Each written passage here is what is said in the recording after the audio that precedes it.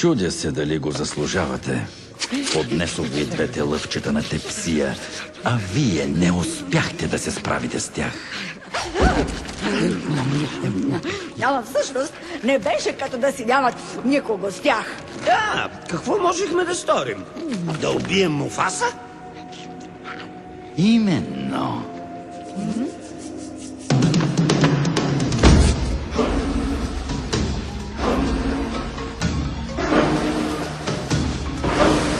Аз знам, че загрявате бавно, като стар изгорял реотан.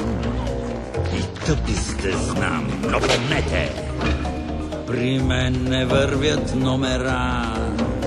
От ясно по-ясно се вижда, че нещо не сте много в час.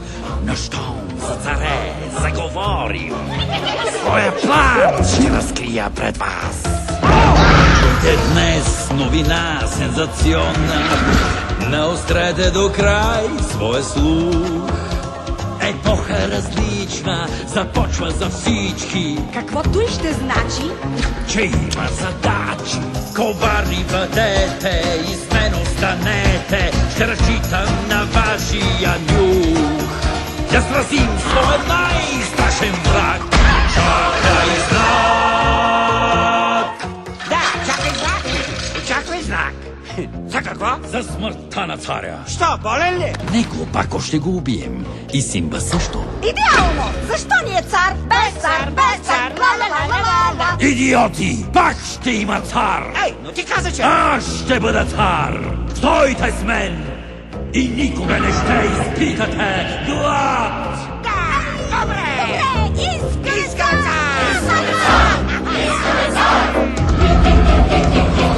Заповедай спективе, заминах и ще си цар. И пъклено зло споделихме, ще имате нов господар. Приготвил съм много награди за лъвския прай съброден, но мога да съм безпощаден, щом някой върви срещу мен. Чакай знак за съдбовния удар, чакай знак за върховния план. С решителност бръска настъпва развръзка, години смирени ще бъдат сменени. Ще стана законен наследник на трона и цар превъзходен ще съм. Ще сразя своя най-страшен враг. Чакай знак!